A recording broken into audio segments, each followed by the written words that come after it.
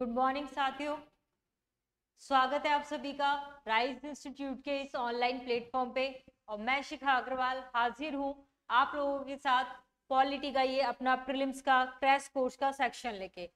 हम यहाँ पर राइज इंस्टीट्यूट के इस ऑनलाइन प्लेटफॉर्म पे जो हमारा राजस्थान और इंडिया दोनों की जो पॉलिटी है उसको प्रीलिम्स के अकॉर्डिंग समाप्त करेंगे।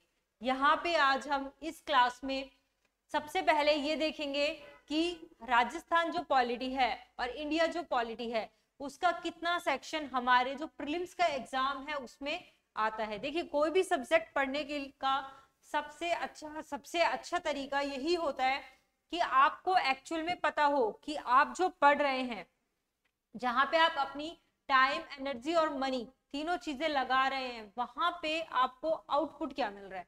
तो आपका फोकस आउटपुट है और हमारा आउटपुट क्या है, रिजल्ट।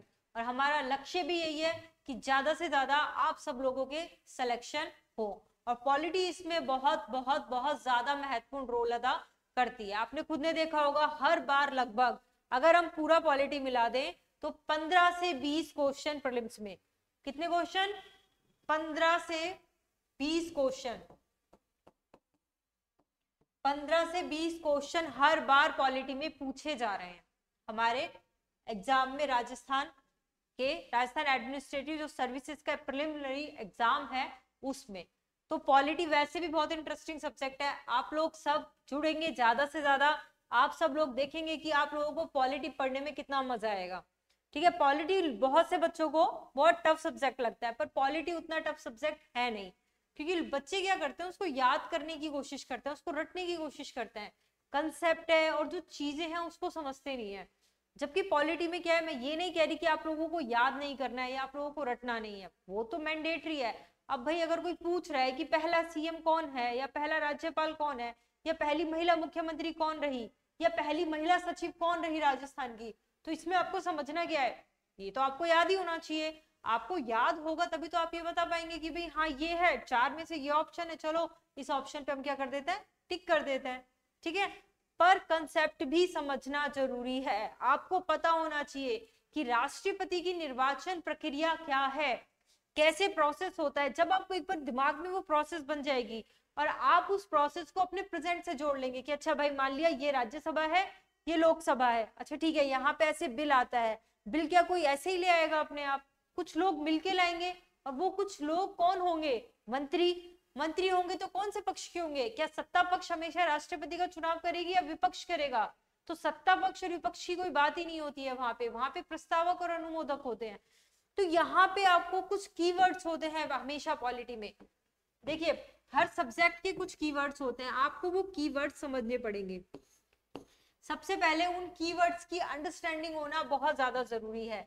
तो उन्हीं सब चीजों की अंडरस्टैंडिंग करने के लिए, उन्हीं सब चीजों को समझाने के लिए हम आपके साथ जुड़ेंगे यहाँ पे यूट्यूब पे अपने लाइव सेशन में, जिसमें हम पूरी polity as a crash course के माध्यम से कंप्लीट कराएंगे। ठीक है, और मैं आपको मतलब 100% तो देखिए कोई भी दावा नहीं कर सकता, पर मैं आपको यहाँ पे 99% श्योर करती हूँ कि जो पढ़ाया जाएगा इस क्लास में मैक्सिमम आप देखना सारे क्वेश्चन उसी में से निकल के आएंगे। कुछ दो तीन ऊपर नीचे हमेशा होते हैं, क्योंकि कई बार आरपीएससी आजकल उसने पॉलिटी में क्वेश्चन पूछने की जो टेंडेंसी है वो बहुत चेंज कर दिया है। पहले वो सीधा यही पूछती थी कि मान लो जैसे पहले उसका पूछने का तरीका था कि राजस्थान की पहली महिला सचिव कौन है। ठीक है, पहली महिला सचिव कौन है, option A, option B, option C और ऑप्शन डी। तो चार ऑप्शन होते थे, आपको उन चारों ऑप्शन में से बस एक चूज करना होता था। पर आजकल क्या है, आरपीएससी ने क्वेश्चन पूछने का तरीका थोड़ा चेंज कर दिया है। अब वो सारे क्वेश्चन इस पैटर्न पे नहीं पूछता है, पैटर्न चेंज धीरे धीरे होता है, सडनली यूपीएससी की तरह चेंज नहीं होती है आरपीएससी। तो ऐसे क्वेश्चन तो अब आ रहे हैं, पर ऐसे क्वेश्चन आने की जो संभावना है वो कम कर दी है। आजकल क्या क्वेश्चन पूछती है, जैसे पंचायती राज में आप देखोगे तो जो पंचायती राज इंस्टीट्यूशन का जो क्वेश्चंस आते हैं वो इसका जो ऑफिशियल एक्ट है उसमें से कुछ उठा के, उसकी कोई लाइन उठा के, उसका कोई सेंटेंस उठा के, उसमें कुछ एक्सेप्शन है तो वो उठा के वहां से क्वेश्चन पूछ रही है आपकी अब से आरपीएससी। तो हम पूरी डीपर नॉलेज लेके चलेंगे। हम हमारे सब्जेक्ट को 0 से लेके 100 तक लेके जाएंगे। हम ऐसा पढ़ेंगे कि इसके बाद हम कोई भी एग्जाम दे जिसमें पॉलिटी के क्वेश्चन आए और वो ऑब्जेक्टिव टाइप हो, तो हमारी एक बार भी एक भी क्वेश्चन ना छूटे। तो हम वही लेके आए हैं आपके सामने, वही अप्रोच, वही चीजें दिमाग में हैं और वही आपको देने की हमारी पूरी पूरी कोशिश रहेगी। हमारे पढ़ाने का तरीका, हमारे आपको समझाने का तरीका, आपकी जो भी आपकी मतलब प्रोग्रेस होगी उसको जांचने का तरीका, हमारे पास यही रहने वाला है। ठीक है, तो हमने क्या सोचा है आप लोगों के लिए कि हम YouTube पे आप लोगों के लिए कोर्स चलाएंगे यहाँ पे, जिसमें आपको लाइव पूरी जो पॉलिटी है वो पढ़ाई जाएगी। आज जैसे मैं आपको पूरा सिलेबस एलोबरेट करूंगी, आज मैं आपको बताऊंगी कि हम किस स्ट्रेटजी से चलेंगे, कैसे हम क्या पोर्शन पढ़ेंगे, किस पोर्शन में सिमिलैरिटी है और किस पोर्शन में सिमिलैरिटी नहीं है, वो पूरी चीज मैं आपको एलैबोरेट करने वाली हूँ। ठीक है, फिर मैं आपको बताऊंगी कि कैसे हम क्वेश्चन आंसर सीरीज लगाएंगे, कैसे टेस्ट होंगे, क्या चीजें होंगी। तो इसमें देखिए कुछ क्लासेस बिल्कुल कि कुछ क्लासेस तो YouTube पे फ्री चलाई जाएंगी, जिससे आप लोग हमसे ज्यादा से ज्यादा जुड़ सके, जान सके, एक टीचर को जांच सके कि क्या आपको ये जो पढ़ा रहे हैं या ये जो पढ़ा रही हैं क्या आपको वो समझ आ रहा है, आपको जो चाहिए क्या वो डिलीवर कर पाने में सक्षम है। तो अगर आपको वो चीज लगती है कि हाँ, अगर मैंने इनसे पढ़ा, इनसे समझा, तो मैं बहुत अच्छा स्कोर कर सकता हूँ या कर सकती हूँ, इसी को जांचने के लिए, इसी को मापने के लिए YouTube पे कुछ सेशंस लाइव किए जाएंगे, जो कि आप सभी लोगों के लिए क्या होंगे, बिल्कुल फ्री होंगे। पर इसके बाद जो राइज इंस्टीट्यूट की राइज सिविल सर्विसेज ऐप है, उस ऐप में पूरा सेशन होगा। उस ऐप में जितने भी लेक्चर्स होंगे लाइव, पूरा लाइव जो कोर्स है वो आपको उस ऐप में मिलेगा।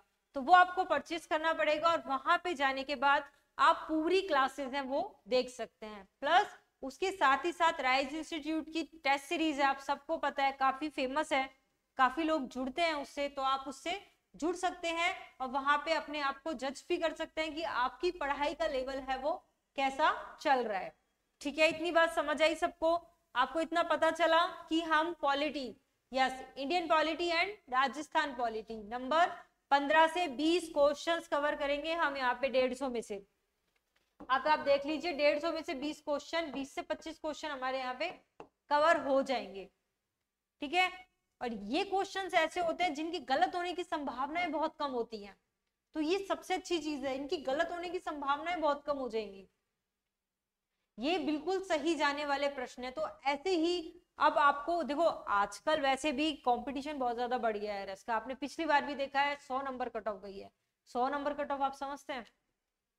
100 नंबर कट ऑफ मतलब आप जैसे पहले तैयारी करते थे ना आरएस की, तो ऐसे बोलते थे अरे यार ये क्वेश्चन, ये सेक्शन छोड़ दो, नहीं आता तो इकोनॉमी छोड़ जाओ, ठीक है, राजस्थान पढ़ लो, इंडियन वाला पोर्शन छोड़ दो। उसको बिना पढ़े भी सिलेक्शन हो जाएगा। क्यों?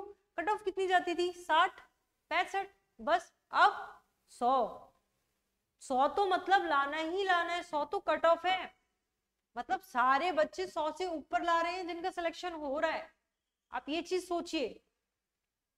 तो इस टाइम हम एक भी सेक्शन को छोड़ना अफोर्ड नहीं कर सकते, चाहे वो मैथ्स हो चाहे वो रीजनिंग हो। आपकी मैथ्स रीजनिंग कमजोर है, आपको 4 टॉपिक आते हैं, आप 4 टॉपिक ही कीजिए, पर कीजिए। अब आप ऐसे नहीं छोड़ सकते कि पूरी मैथ्स छोड़ दी कि मैं एक भी क्वेश्चन मैथ्स का अटेम्प्ट नहीं करूंगा। अगर आपने ऐसा किया तो वो आपको कहीं ना कहीं नुकसान करेगा। अब आप पूरी रीजनिंग नहीं छोड़ सकते कि मैं पूरी रीजनिंग छोड़ दी, नहीं भाई नहीं। अब सिलेक्शन लेना, शॉर्ट ही से सिलेक्शन लेना है, क्या फायदा उस सिलेक्शन का? मान लो 95 नंबर आए आपके प्रीलिम्स में, ठीक है, कितने आए? 95 नंबर आए आपके प्रीलिम्स में। अब उसके बाद आप आधे टाइम, जब तक रिजल्ट नहीं आएगा तब तक तो आप इसी कंफ्यूजन में रहोगे कि यार मैं मेंस की तैयारी करूं या नहीं करूं, मेरा सिलेक्शन होगा या नहीं होगा। अब वही आपके आ रहे हैं प्रीलिम्स में 115 नंबर, 120 नंबर, तब आप ये चीज सोचोगे कि मेरा सिलेक्शन होगा या नहीं होगा? आप बताइए, आप सोचोगे ये चीज? नहीं सोचोगे ना। आप किस चीज में जाओगे? अरे यार मेंस की तैयारी करो, स्ट्रेटजी बनाओ, 5 दिन का गैप लेते हैं, शुरू करते हैं, पढ़ते हैं अपने मेंस के लिए, हो गया सब कुछ। तो वो चीज आपका जो साइकोलॉजिकल इफेक्ट है, 1 डेढ़ 2 महीने बाद रिजल्ट, 1 महीने बाद मान लो रिजल्ट आया, उसके बाद 2 महीने ही बचेंगे तैयारी के, तो आप साइकोलॉजिकल अंडर प्रेशर में आ जाओगे कि सब बच्चे मुझसे 1 महीना आगे हैं जो तैयारी कर रहे हैं, मैं ही पीछे चला गया। कि अब मैं ही पीछे चली गई। तो इसलिए बहुत ज्यादा जरूरी है प्रीलिम्स में एक हाई स्कोर करना, और उस हाई स्कोर को करने में पॉलिटी सबसे मददगार सब्जेक्ट रहने वाला है। ठीक है, सब सब्जेक्ट रहेंगे, सबकी अपनी अपनी अहमियत है, पर पॉलिटी की, जैसे हिस्ट्री है, मान लो हिस्ट्री में क्या होता है, फैक्ट, ऐसे फैक्ट होते हैं आप कितने भी कहीं से भी पढ़ लो, कुछ फैक्ट्स किसी को भी नहीं पता, वो एकदम से ऐसे फैक्ट उठा के पूछ लेता है, तो वो नहीं आते तो वो नहीं आती, तो वो आपको छोड़ने ही पड़ेंगे। पर पॉलिटी में ऐसा नहीं है। पॉलिटी में आपने अगर एक बार पढ़ लिया ना कि भाई हाँ ये सेक्शन ऐसा है, जैसे मान लो आर्टिकल 60 में ये कहा गया, तो आप कहीं भी पढ़ लो आर्टिकल 60 में वही कहा गया है। राष्ट्रपति के निर्वाचन की प्रक्रिया ये है, राष्ट्रपति की शपथ इसमें है, हमारे इस मूल अधिकार में ये कहा गया है, ये हमारे इस मूल अधिकार का अपवाद है, वो सेम रहेगा। आप उसको कहीं भी पढ़ लो, कैसे भी पढ़ लो, वो चीजें चेंज नहीं होंगी। ठीक है, इसलिए पॉलिटी ज्यादा स्कोरिंग सब्जेक्ट माना जाता है, इसलिए बच्चे पॉलिटी में ज्यादा एफर्ट करते हैं, ज्यादा मेहनत करते हैं, जिससे उनके एटलीस्ट 20-22 क्वेश्चन श्योर हो सके। और ये देखो ये क्राइटेरिया बढ़ता रहता है, कभी 20 पूछ लेती है, कभी 22 पूछ लिए, कभी 23 पूछ लिए, कभी 17 पूछ लिए, अब ये वेरी करता है exam to exam according to RPSC. ठीक है, अब देखिए हम कैसे पढ़ाएंगे आपको। ये तो हमारा सिलेबस शुरू होता है, हम पूरा सिलेबस इलेबोरेट करेंगे, पर उससे पहले मैं एक बार आप लोगों को बताना चाहूंगी कि हम लोग क्या पढ़ाएंगे, कैसे पढ़ाएंगे, फिर सिलेबस पे हम आएंगे उसके बाद। ठीक है, तो देखिए हमारा पढ़ाने का तरीका क्या रहेगा, आप ये चीज देखिए सबसे पहले।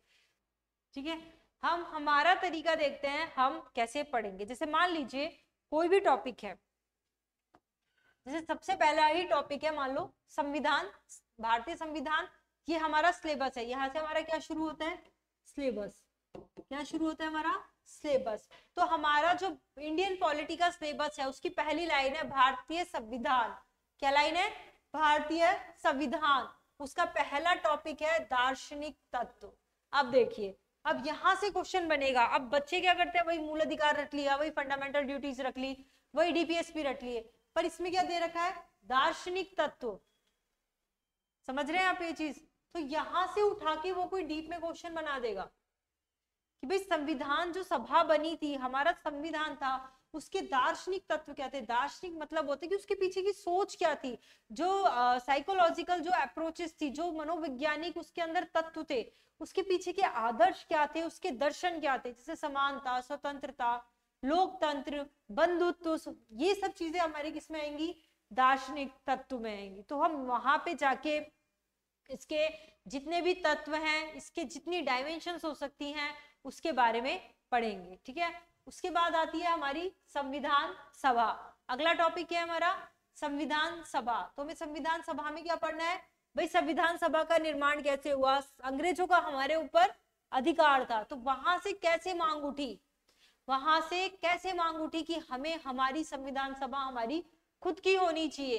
तो वहां से आएंगे हम कि हमने कब, जैसे सबसे पहले 1934 में एमएन राय ने कहा, जो ऑफिशियल माना जाता है कि एमएन राय द्वारा मांग उठाई गई, फिर धीरे धीरे वो हर बार के अधिवेशनों में, समिति में, बैठकों में आने लगी, और फाइनली 1946 में कैबिनेट मिशन की सिफारिशों के आधार पे भारतीय संविधान सभा का गठन किया गया। ठीक है, तो यहाँ से हम पूरा संविधान सभा जानेंगे। वहां से जो बेसिक प्रीलिम्स के क्वेश्चन बनते हैं कि भाई कितने सदस्य थे, किसने हस्ताक्षर किए, कौन कौन सी पार्टी के कौन कौन से लोग थे, किसने संविधान लिखा, कौन सी शैली में लिखा, किसका नाम है उसमें। ठीक है, संविधान सभा को के अध्यक्ष कौन थे, उपाध्यक्ष कौन थे, इसकी विशेषताएं क्या थी, कितने सदस्य थे, देशी रियासतें कितनी थी, भारत में कितना था, ब्रिटिश इंडिया में कितना था, उस तरीके से संविधान सभा के जितने भी फैक्ट आते हैं कि भाई राष्ट्रगान, राष्ट्रीय ध्वज, राष्ट्रपति को कब स्वीकार किया गया, कितना समय लगा, कितने देशों के संविधानों का अध्ययन किया, किस देश से क्या लिया, ये सब हम कहाँ पढ़ेंगे, ये सब हम पढ़ेंगे संविधान सभा में। कहाँ पढ़ेंगे, संविधान सभा के अंतर्गत आएगा वो पूरा पूरा। इसके बाद आता है भारतीय संविधान की विशेषताएं। अब देखो ये एक ऐसा टॉपिक है, इसको आप चाहें तो शुरू में पढ़ें, पर मुझे पर्सनली क्या लगता है कि भारतीय संविधान की जो विशेषताएं है ना, ये टॉपिक पूरा संविधान पढ़ लेने के बाद पढ़नी चाहिए। उसके बाद क्या समझाना ना बहुत इजी हो जाता है, उसके बाद अगर जैसे मान लीजिए आपने पहले पूरा पढ़ लिया, अब मैं बोलूंगी भारतीय संविधान की विशेषता है कि भारतीय संविधान के तहत जो भारत के लोग हैं उन्हें मूल अधिकार दिए गए हैं। तो मुझे मूल अधिकार आपको समझाने नहीं पड़ेंगे कि मूल अधिकार क्या होते हैं, आपको पता होगा ऑलरेडी, आप पहले पूरी पॉलिटी पढ़ चुके हैं कि भाई हमें कुछ मौलिक कर्तव्य दिए गए हैं जिनका हमें पालन करना होता है। अब मुझे आपको बताना नहीं पड़ेगा कि मौलिक कर्तव्य क्या होते हैं, आपको पता होगा कि भाई ये मौलिक कर्तव्य हैं और इनका हमें क्या करना है, पालन करना है। ठीक है, अब मैं बोलूं कि भारतीय जो संविधान है वो नम्यता और अनम्यता का समन्वय होता है। क्या होता है, नम्यता और अनम्यता का समन्वय होता है। यानी कि नम्यता मतलब कि इतना सरल है कि इसके कुछ अनुच्छेदों में, कुछ प्रावधानों में साधारण बहुमत से ही संशोधन संभव है। साधारण बहुमत का मतलब होता है 50, मतलब मेजॉरिटी। एक तरीके से ना, मेजॉरिटी हमारे यहाँ पे कई तरीके से देखने को मिलती है जिसको हम आगे पढ़ेंगे। ठीक है, बहुमत से हो जाए। ठीक है, एक होता है मतलब साधारण बहुमत का मतलब हम यहाँ पे देख लेंगे कि प्रेजेंट एंड वोटिंग का 2/3, 1/3। अब जैसे जैसे पढ़ेंगे वैसे वैसे हम उसमें आते जाएंगे ये चीज में। ठीक है, और दूसरा होता है कठोरता, नम्यता और अनम्यता। अनम्यता यानी कि कठोर है, यानी कि कुछ चीजों में हमारे संविधान को संशोधन करते हुए 51% तो चाहिए, मेजॉरिटी तो चाहिए, प्लस जो आधे से ज्यादा राज्य हैं उनकी भी यहाँ पे सहमति चाहिए। कुछ ऐसे संविधान में संशोधन होते हैं, जैसे जीएसटी बिल लाया गया तो इसी आधार पे लाया गया कि 51% प्लस आधे से अधिक राज्यों द्वारा जब उसको अनुमोदन मिल जाएगा उसके बाद ही वो कानून का रूप धारण कर सकेगा। तो ये सब क्या है, भारतीय संविधान की विशेषताएं। तब आप पहले वाले टॉपिक्स पढ़ लेंगे ना तो संविधान सभा की विशेषताएं पढ़ना बहुत इजी हो जाएगा। जैसे इसके बाद का ही टॉपिक है संवैधानिक संशोधन। क्या है, संवैधानिक संशोधन। अब देखिए संवैधानिक संशोधन में आप यही पढ़ेंगे मेनली 90 या 100 के बाद के, आप मान लीजिए 95 के बाद के संवैधानिक संशोधन तो आपको एकदम लाइन से याद ही होने चाहिए।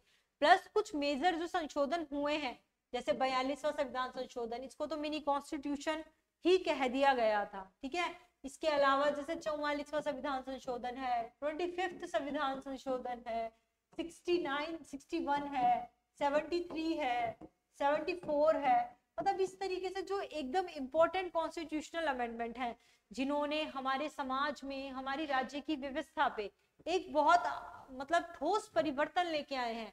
जो ऐसी चीजें हैं जहां जहां पे ऐसे संशोधन हुए हैं वो हमें अच्छे से देखने हैं, अच्छे से पढ़ने हैं। तो संविधान की विशेषताएं, ये पूरा संविधान पढ़ने के बाद हम सबसे लास्ट में करने की कोशिश करेंगे जिससे आपको एक एक चीज अलग से एलिब्रेट ना करनी पड़े, वो एक एक चीज आपको तुरंत खुद ही समझ आ जाएगी। ठीक है, अब इसके बाद क्या आती है, उद्देशिका।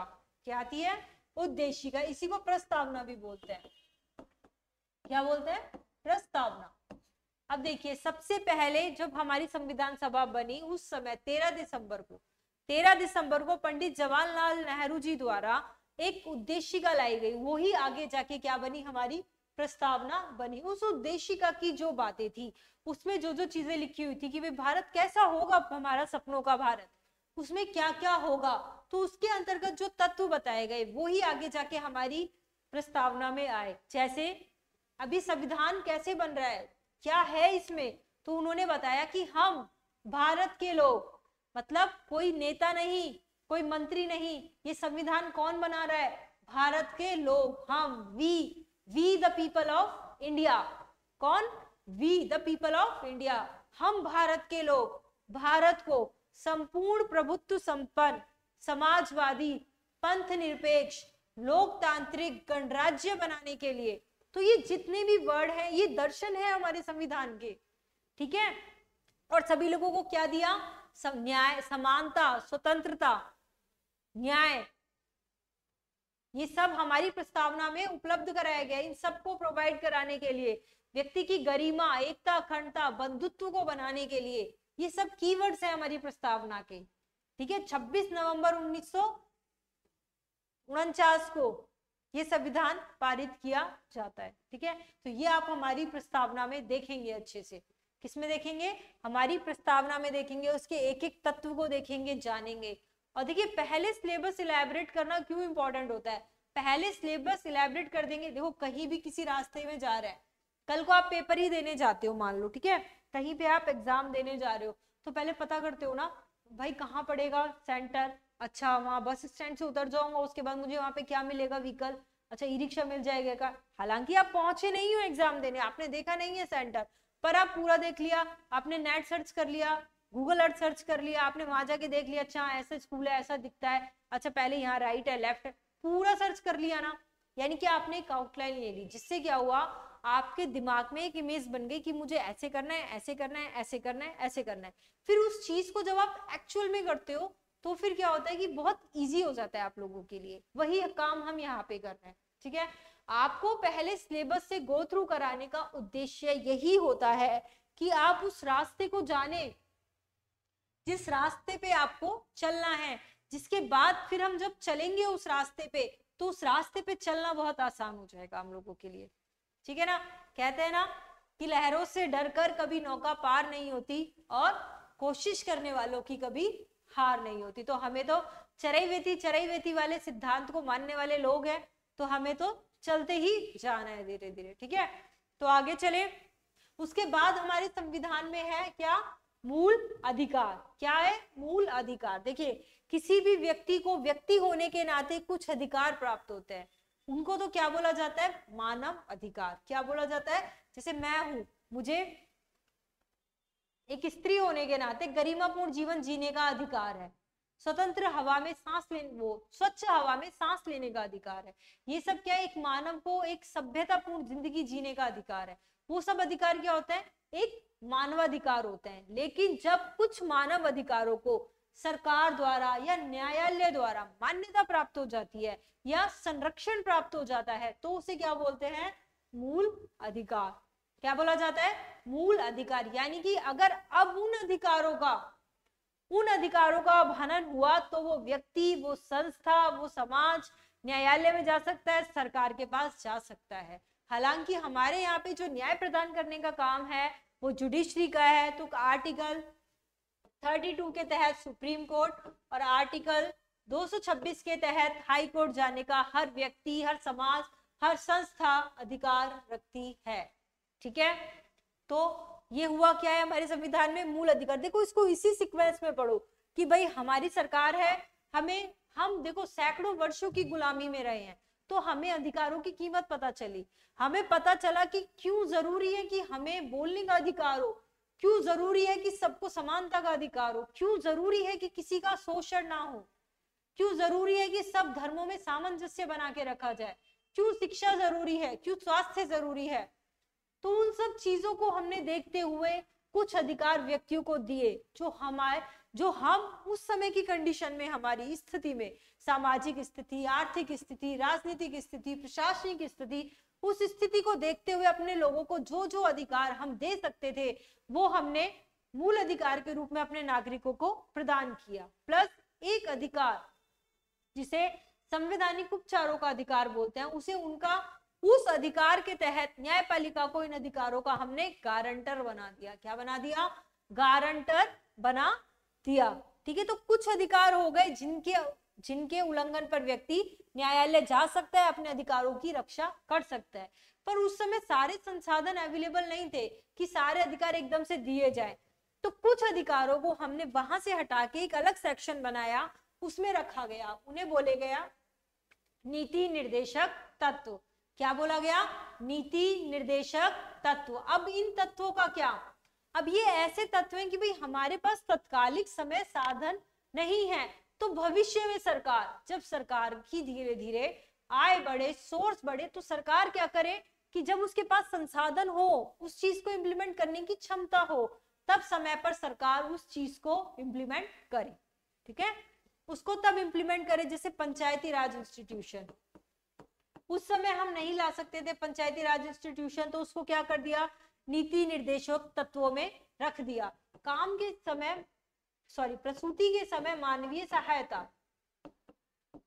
प्रसूति के समय मानवीय सहायता, उस समय हमारी कैपेबिलिटी नहीं थी। देखो उस समय कंडीशन ये हो गई थी कि फीमेल का पार्टिसिपेशन है वो ही रोजगार में, कौन से वाले रोजगार में, अनौपचारिक क्षेत्र में नहीं, औपचारिक क्षेत्र में बहुत कम हो गया था। तो इसीलिए वहां पे फिर ऐसी कंडीशंस थी कि हम इस चीज को अप्लाई नहीं कर सकते थे, तो ये आगे आने वाली सरकारों के लिए, भारत के भविष्य के लिए छोड़ दिया गया।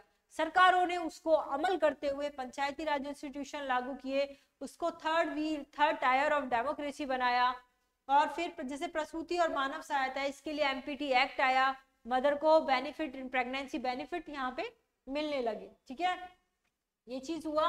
इसके बाद एक चीज और आई कि क्या सारे कर्तव्य सरकार के ही हैं? क्या जनता इतनी सशक्त, उनको अधिकार दे दिए, आगे उनके लिए और क्या अच्छा किया जाए वो दे दिए?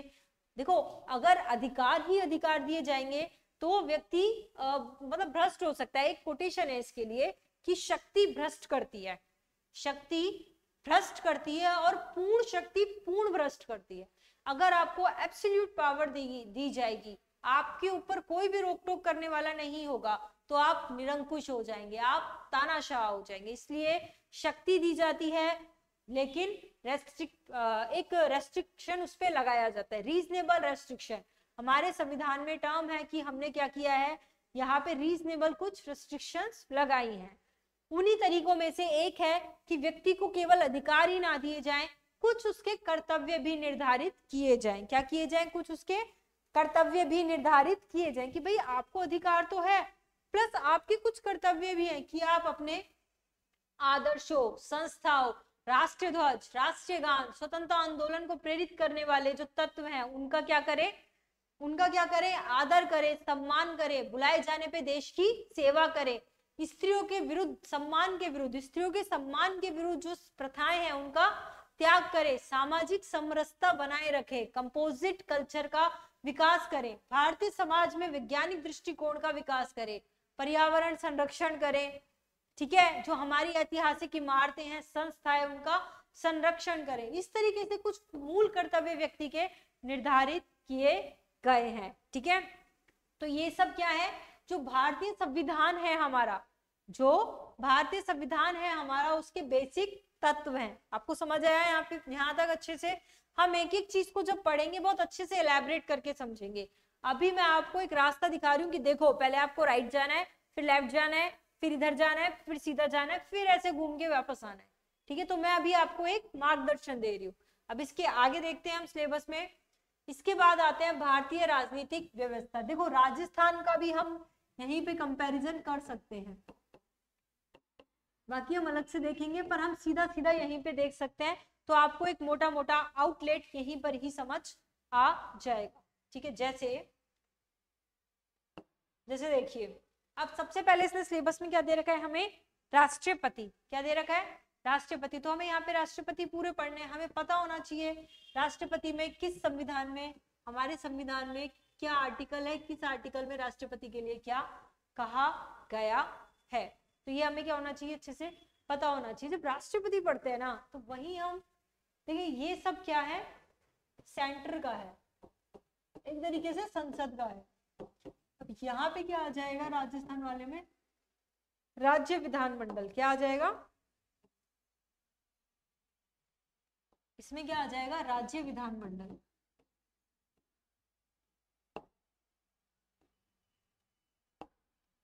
राज्य विधानमंडल।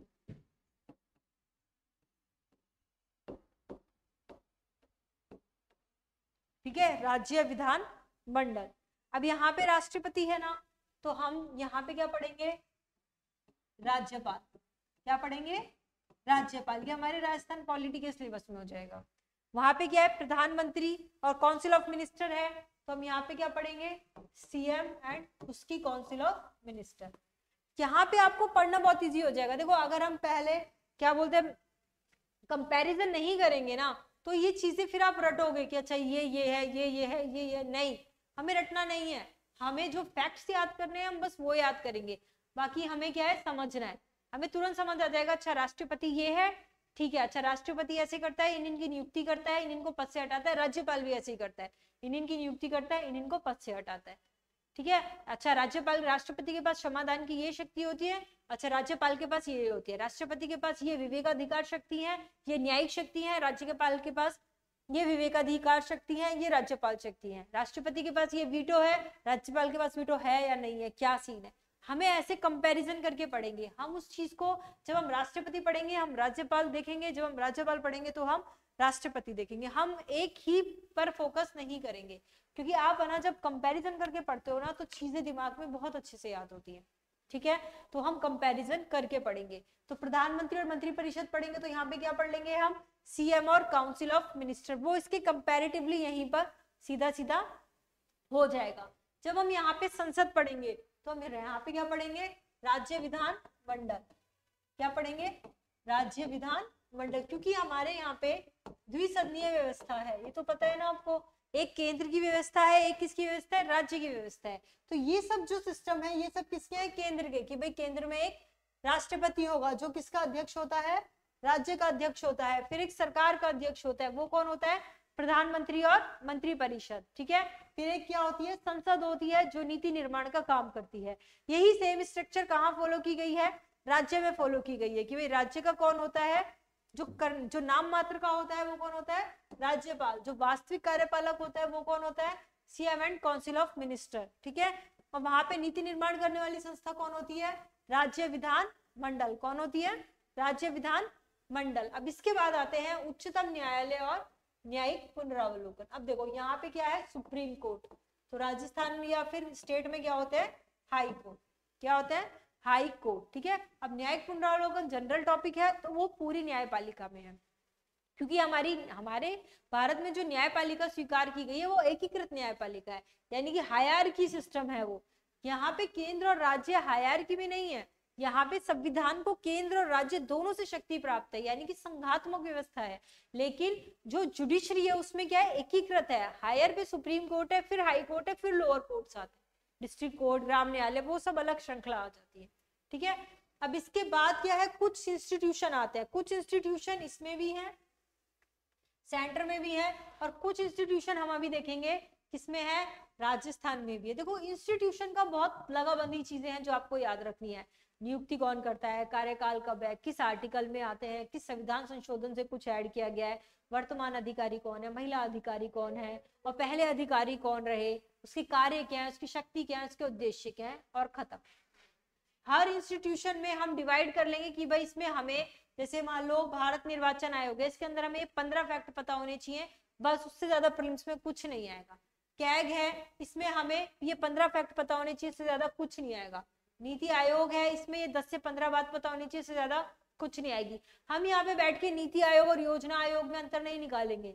हम यहाँ बैठ के ये नहीं करेंगे कि क्या क्या नीति आयोग की स्थापना करना योजना आयोग के स्थान पे सही निर्णय।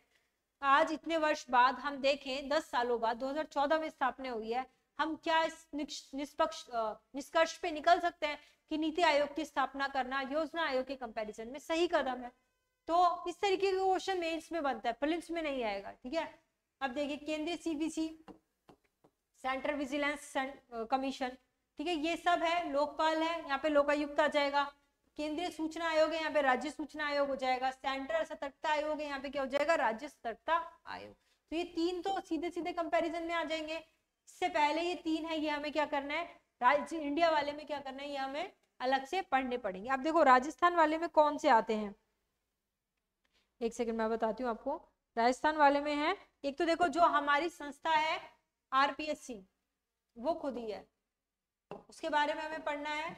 इसके यहाँ पे इंस्टीट्यूशन कौन कौन से हैं, एक तो क्या है हमारी RPSC, Rajasthan public service commission. ठीक है, दूसरा कौन सा है, स्टेट ह्यूमन राइट कमीशन। किसी व्यक्ति के जो मानव अधिकार है, ह्यूमन राइट्स है, उसका अगर उल्लंघन होता है तो वो कहाँ जा सकता है, सेंट्रल ह्यूमन राइट कमीशन और स्टेट ह्यूमन राइट कमीशन। हमारे सिलेबस में क्या है, सेंटर नहीं है, स्टेट ह्यूमन राइट कमीशन है, तो हम क्या पढ़ेंगे, स्टेट ह्यूमन राइट कमीशन। इसके अलावा तीसरा आयोग कौन सा है, अब देखिए यहाँ पे लोकपाल पढ़ेंगे, तो यहाँ पे हम क्या पढ़ेंगे, लोकायुक्त। क्या पढ़ेंगे, लोकायुक्त। ठीक है, और यहाँ पे भारत का निर्वाचन आयोग है, यहाँ पे हम क्या पढ़ेंगे, स्टेट इलेक्शन कमीशन। क्या पढ़ेंगे, स्टेट इलेक्शन कमीशन। इसके अलावा केंद्रीय सूचना आयोग है, तो हम यहाँ पे क्या पढ़ेंगे, स्टेट इंफॉर्मेशन कमीशन। क्या पढ़ेंगे, स्टेट इंफॉर्मेशन कमीशन। तो हमारे ये क्या हो जाएंगे, सारे संस्थान, 1 2 3 4 5 6 तो हो गए सेंटर के, 1 2 3 4 5 संस्थान हो गए हैं इसके, यानी कि 6 और 5 11, कितने 11, जिसमें कंपैरिजन करके तो हमें 3 यहाँ पे CIC, लोकपाल और भारत निर्वाचन आयोग वो जस्ट अपोजिट हो जाएंगे। क्या, एक तो स्टेट इलेक्शन कमीशन, CIC और लोक आयुक्त, तो 3 और 3 6 तो हम ऐसे ही निकाल लेंगे, 5 है जो हमें अलग से पढ़ने पड़ेंगे, ठीक है। 6 तो हमारे कंपैरिजन से क्लियर हो जाएंगे। तो ये क्या हुए, ये हुए सारे इंस्टीट्यूशन जो हमारे सिलेबस में दिए हुए हैं, ठीक है। आगे चले, देखिए राष्ट्रीय मानवाधिकार आयोग भी है इंडिया वाले में, तो ये 12 हो गए टोटल और हमारे अब 7 हो गए। तो इसमें क्या है, राष्ट्रीय मानवाधिकार आयोग भी है, ठीक है। इसके बाद टॉपिक आता है क्या, संघवाद। क्या, संघवाद। संघवाद का मतलब क्या होता है, जो मैं भी आपको बता रही थी, फेडरलिज्म। क्या होता है, फेडरलिज्म, कि भारत में क्या है, सेंटर भी है और स्टेट भी है, तो सेंटर की चीजें भी आती हैं उसमें और किसकी आती है, स्टेट की चीजें भी आती हैं। पर भारत क्या पूर्णतः सेंटर है या फिर पूर्णतः स्टेट है, तो हमें ये चीज देखनी है। क्या करनी है, हमें ये चीज देखनी है। तो भारत पूर्णतः सेंटर में नहीं आएगा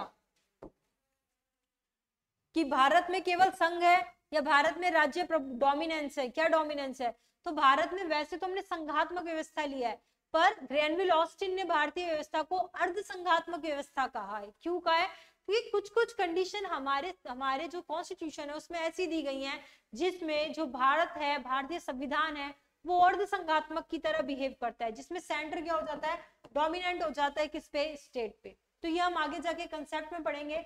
इसके बाद हमारा टॉपिक है भारत में लोकतांत्रिक राजनीति। लोकतांत्रिक क्या क्या राजनीति रही है, कैसे कैसे सरकारें आई हैं, बदली हैं, गई हैं, वो चीजें हमें इसमें देखनी होंगी। इसके बाद का टॉपिक है हमारा गठबंधन सरकारें। क्या टॉपिक है, गठबंधन सरकारें। अभी हम पढ़ेंगे गठबंधन सरकारें क्या होती हैं, कैसे होती हैं। गठबंधन सरकारों का मतलब होता है कि भाई किसी भी एक पार्टी को, मान लो इलेक्शन हुए, ठीक है, अभी भी उपचुनाव चल ही रहे, ठीक है, इलेक्शन हुए, किसी एक पार्टी को पूरी तरीके से बहुमत नहीं मिला वहां पे।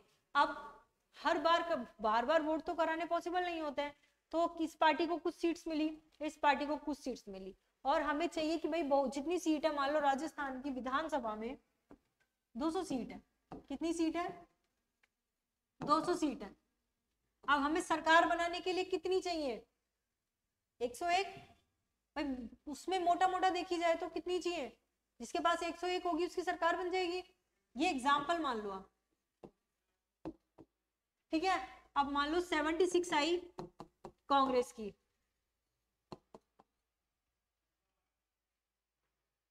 67 आई बीजेपी की, या इसको ऐसा करते हैं, उसमें ही लेते हैं, 80 आई कांग्रेस की, 70 आई बीजेपी की, 150। इसके बाद बची 50, तो मान लो 30 आ गई बीएसपी की, 20 मान लो आरएलपी वगैरह या और भी जो पार्टीज है राजस्थान में, उनमें बट के कुछ आ गई। अब क्या अकेली कांग्रेस सरकार बना सकती है, नहीं। क्या अकेली बीजेपी सरकार बना सकती है, नहीं। तो अब इसको क्या करना पड़ेगा, जो और जो राजनीतिक संगठन है, जैसे बीएसपी है, आरएलपी है, इनका सपोर्ट लेना पड़ेगा, इनके साथ मिलना पड़ेगा, इनके साथ आना पड़ेगा, तब जाके तो वो सरकार बनेगी ना। तो सब इसमें क्या करेगी, कांग्रेस जाएगी इसके पास, अब इसको लगता है 8 9 10 11 110 हो जाएंगे, तो हम आराम से सरकार बना लेंगे। ये मान लो गई इसके पास, अब यहाँ तो 90 ही हो रहे हैं तो सरकार नहीं बनेगी, तो इसको भी मान लो 20 यहाँ से ले लिए, फिर कुछ लेने के लिए इसको भी कहाँ जाना पड़ेगा, बीएसपी के पास। कहाँ जाना पड़ेगा, बीएसपी के पास। समझ आया ना आप लोगों को। तो इस तरीके से जो मिलजुल के सरकार बनाई जाती है उसको बोला जाता है गठबंधन की सरकारें। क्या बोला जाता है, गठबंधन की सरकारें। अब ये जो सरकारें बनती है, इनमें अनिश्चितता बहुत देखने को मिलती है। ये सेंटर में बहुत ज्यादा होता था। एक समय तो ऐसा था कि जो एक नेता थे, उनके नाम से ही ये नीति का, वो मतलब बहुत दल बदल करते थे, तो उनके नाम से ही नीति का नाम पड़ी है कि आया राम गया राम। कभी भी किसी भी दल में आते हैं, जहां लाभ दिख रहा होता है, कह देते हैं कि भाई विचारों में मतभेद है, फिर दूसरा ज्वाइन कर लेते हैं, अपनी राजनीतिक स्वार्थ और अपनी राजनीतिक लोलुपता है उसको पूरा करने के लिए।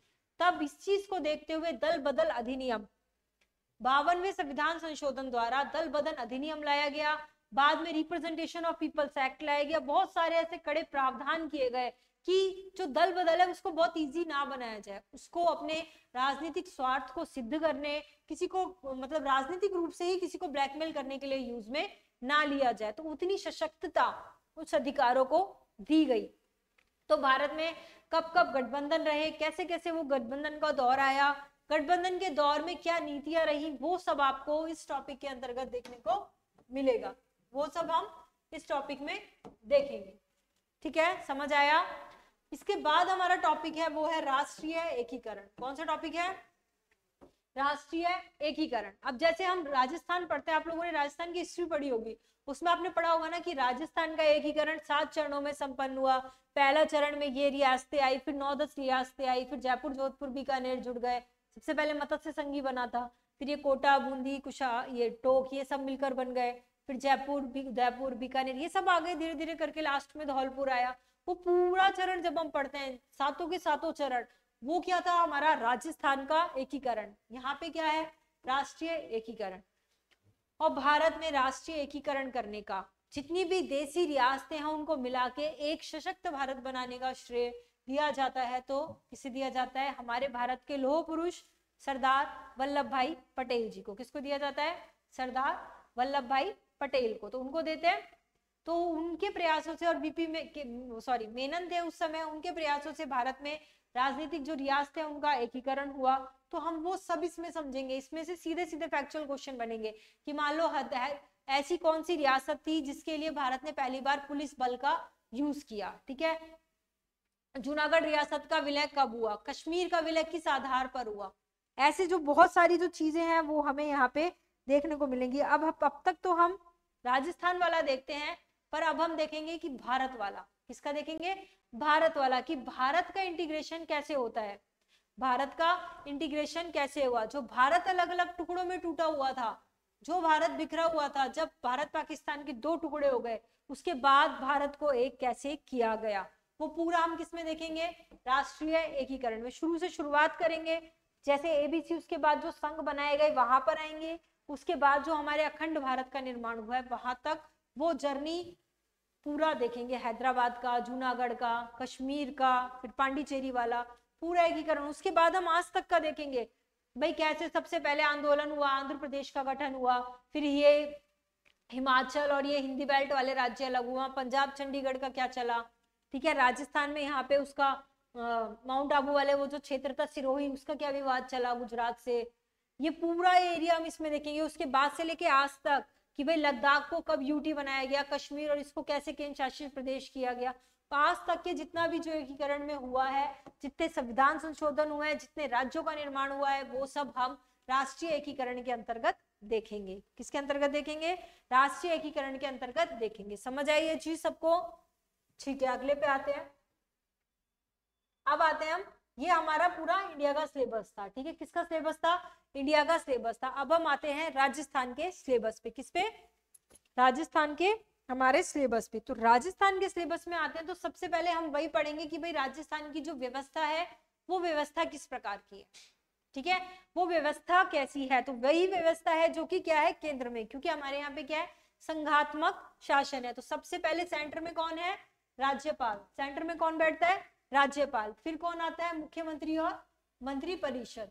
कौन आएगी? मुख्यमंत्री और मंत्री परिषद। उसके बाद विधानसभा, राज्य की विधानसभा, जो कहाँ पे है? हमारे जयपुर में। कहाँ पे है? जयपुर में।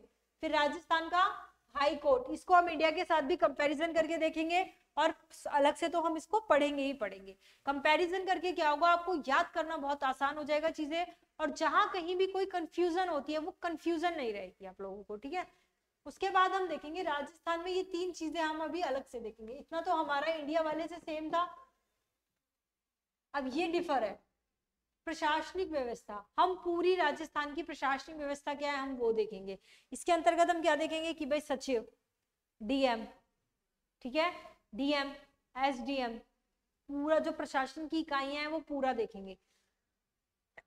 उसके बाद तहसीलदार, कानून गो, पटवारी, वहां तक का पूरा जाके पूरी हायरार्की क्या है, सिस्टम क्या है, व्यवस्था क्या है, क्या होते हैं, वो पूरी प्रशासनिक व्यवस्था का हम यहाँ पर अध्ययन करेंगे। वही आ जाएगा जिला प्रशासन में। इसमें तो हम देखेंगे सचिव, संभागीय व्यवस्था, ये सब प्रशासन व्यवस्था में आएंगी, और ये पटवारी, डीएम, कानून गो, तहसीलदार, ये सब जिला प्रशासन के स्वरूप में आ जाएंगे। ठीक है, इसके बाद आता है पीआरआई, स्थानीय सुशासन और पंचायती राज, यानी कि पीआरआई भी आ गई और नगर निगम वाला भी आ गया। स्थानीय सुशासन क्या हो गया, जो क्या बोलते हैं शहरों में चलता है वो, और पंचायती राज वाला क्या है, जो गांव में चलता है वो। तो 73वां और 74वां संविधान संशोधन अधिनियम, तो ये दोनों चीजें हमें देखनी है इसमें। तो हम 73वां 74वां संविधान संशोधन जो है वो पढ़ लेंगे, इनके लिए जो एक्ट आया है वो पढ़ लेंगे, प्लस इसके साथ जो इसका एक्सटेंडेड स्वरूप आया है, जो पैसा अभी लागू हुआ है, वो पेशा जो अधिनियम है, हम वो पेशा अधिनियम भी इसके साथ साथ में ही पढ़ेंगे। समझ आया आप लोगों को कि हमें राजस्थान की पॉलिटी में क्या क्या पढ़ना है। यहाँ पे थोड़े से फैक्ट्स ज्यादा होंगे, यहाँ पे मैं आपको ट्रिक बना के चीजों को समझा के याद करवाने की कोशिश करूंगी। ठीक है, इसके बाद जो आते हैं, अब देखो इसमें एक सेक्शन बच गया राजस्थान की पॉलिटी में, ये है, प्लस इसके बाद क्या है, जो इंस्टीट्यूशन थे हमारे वो सब इंस्टीट्यूशन है, प्लस पब्लिक पॉलिसी,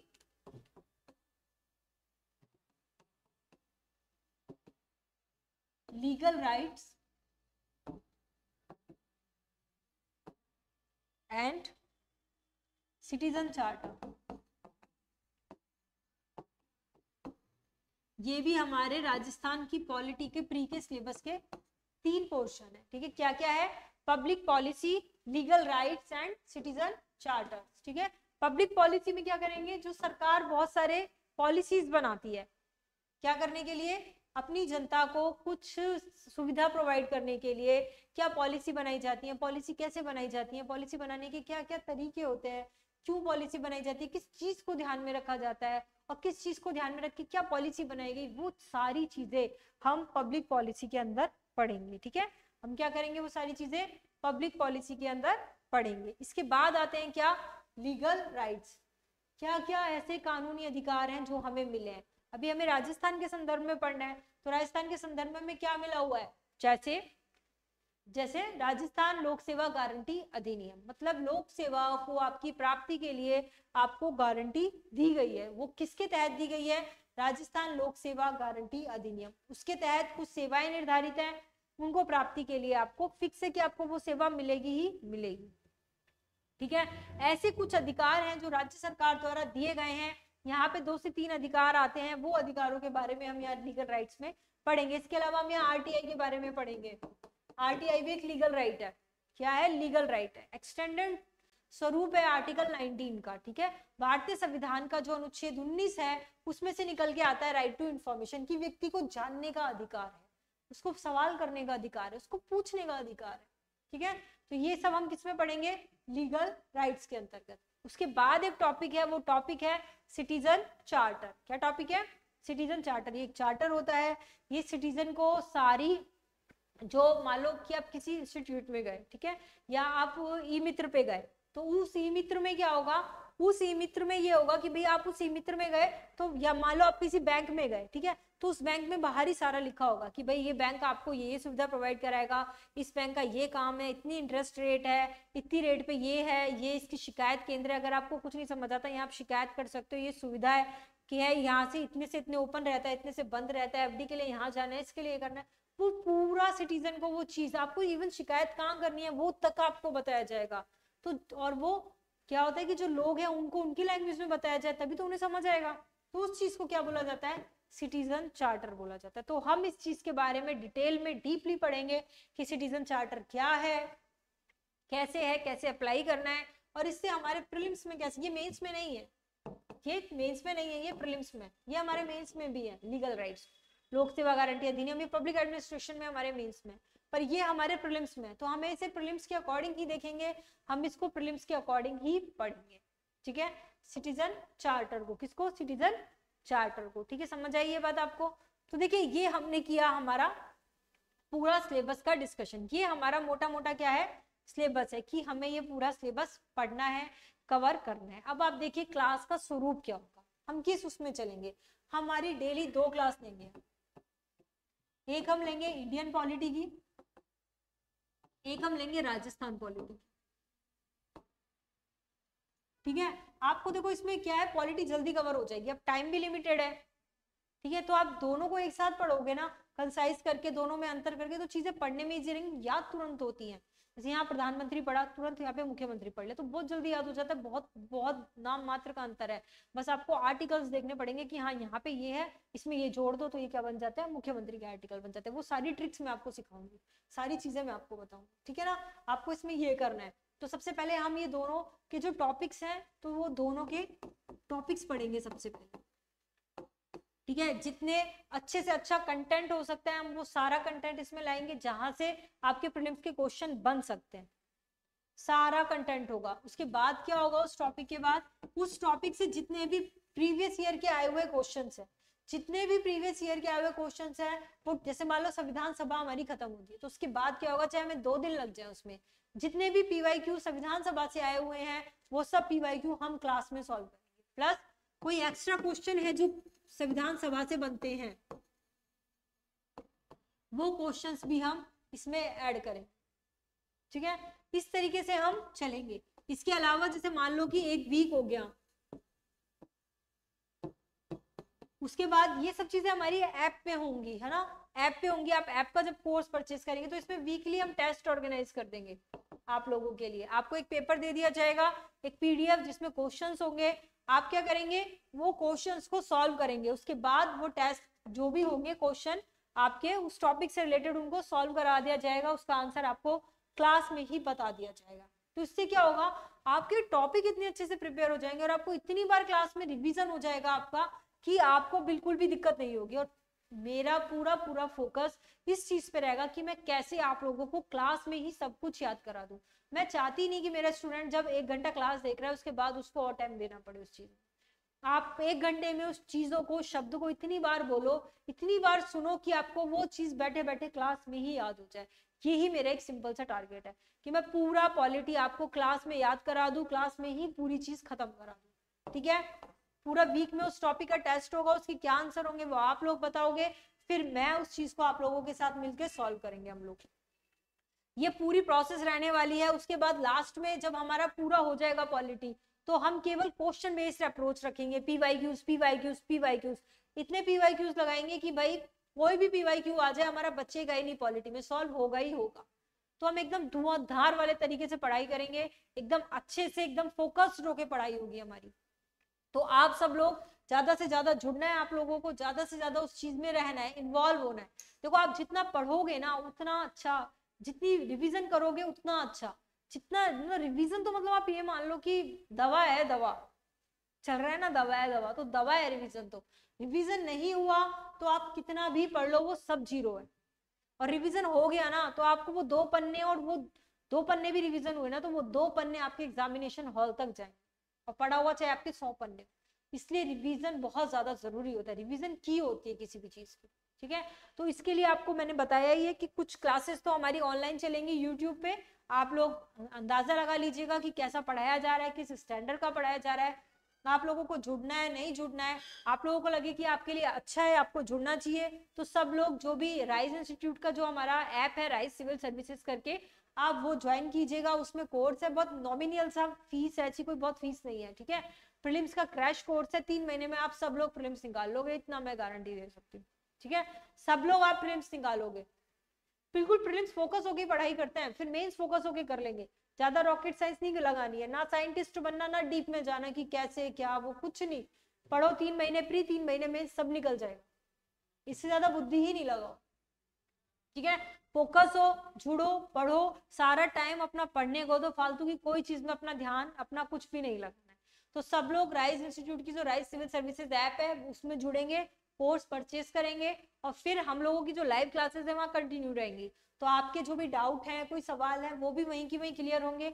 और कभी आप इंस्टीट्यूट आ सके, कुछ प्रॉब्लम है, आपको कुछ ज्यादा ही नहीं समझ आ रहा, तो फिर आप वहां भी आके अपना कंसल्ट कर सकते हैं, ठीक है। तो ये हमारा प्रीलिम्स का अप्रोच रहने वाला है। उम्मीद करती हूँ कि आप सब लोगों को समझ आया होगा कि हम कैसे पढ़ेंगे, कैसे समझेंगे, क्या हमारी स्ट्रेटजी रहने वाली है, और कैसे हम लोग आगे जाएंगे। हम इंडियन पॉलिटी और राजस्थान पॉलिटी दोनों का ही सेक्शन लेके चल रहे हैं साथ में, और साथ में ही इस सेक्शन को कवर करेंगे। आपको क्लास में ही याद करवाया जाएगा पूरा पूरा टॉपिक, और कंटेंट इतना मैटर होगा कि आपको टेंशन लेने की जरूरत ही नहीं है। पूरा उस कंटेंट से बाहर कहीं भी कुछ नहीं जाएगा, ठीक है। समझ आई ये बात मेरी आप लोगों को? आपको कंटेंट कंटेंट में आपको थ्योरी भी समझ आएगी प्लस आपको उसके फैक्ट भी याद हो जाए। ठीक है, इसी के साथ मैं शिखा अग्रवाल आप लोगों से विदा लेती हूँ। आपको कोई डाउट हो, कुछ आपको प्रॉब्लम्स हो तो आप नीचे कमेंट्स में कर दीजिएगा, आपको उसका सोल्यूशन मिल जाए। ठीक है, राधे राधे सभी।